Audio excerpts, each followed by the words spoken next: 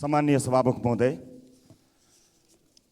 भ्रष्टाचारका विषयलाई लिएर हामीले बारम्बार कुरा उठाउँदै आइरहेका थियौँ। तीन राजनीतिक दलहरू खुसुर बसेको कुरालाई लिएर आशंका व्यक्त गर्दै आइरहेका थियौँ।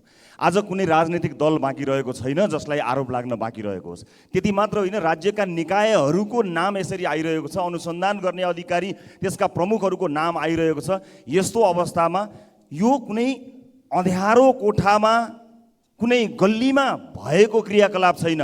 दिउँसै दिन दहाडै दिनको उज्यालोमा प्रधानमन्त्री कार्यालय बालुवाटारमा, मन्त्री क्वार्टरमा, मन्त्री बस्ने सिंहदरबारमा लेनदेन भएको यस्ता विषयहरू आइरहेका छन् र यहाँ मुछिएका मान्छेहरू हेर्नुहोस्, यो राज्यमा हामीले कसलाई विश्वास गर्ने। त्यसकारणले यो विश्वासको वातावरण बन्द भएको छ।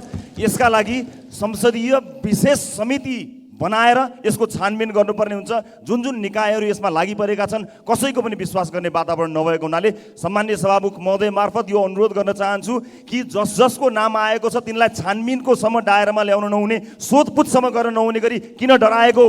गृहमन्त्रीले मुटु दह्रो छ भन्नुभएको थियो, प्रधानमन्त्रीले मुटु दह्रो छ भन्नुभएको थियो। उहाँको मुटु कहाँ गएर चेक गर्ने, उहाँको मुटु कति दह्रो छ भन्ने कुरा हामीले देखिएका छौँ। यसकारणले हरेक नाम आएका मान्छेहरूसँग सोधपुछ हुनु पर्यो, उनलाई कारबाहीको दायरामा ल्याउनु पर्यो। खुट्टा कमाउनु भएन।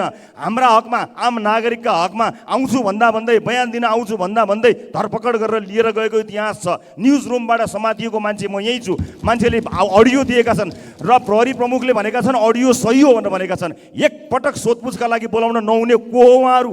यत्रो ठुलो अन्तर्राष्ट्रिय बेइज्जत भएको अवस्थामा यो कदापि हुन दिँदैनौँ सभामुख महोदय। यो गम्भीर विषय छ जसले छानबिन गर्नुपर्ने हो। उनीहरूको नाम आइरहेको छ। म आएका आधारमा, नाम आएका आधारमा कसैलाई आरोप लगाउन गइरहेको छैन, तर यो छानबिनले नेपाली जनताले चाहेको जस्तो नतिजा दिन सक्दैन। संसदले विशेष समिति बनाउनुपर्छ। म यसमा अनुरोध गर्न चाहन्छु र माग गर्न चाहन्छु।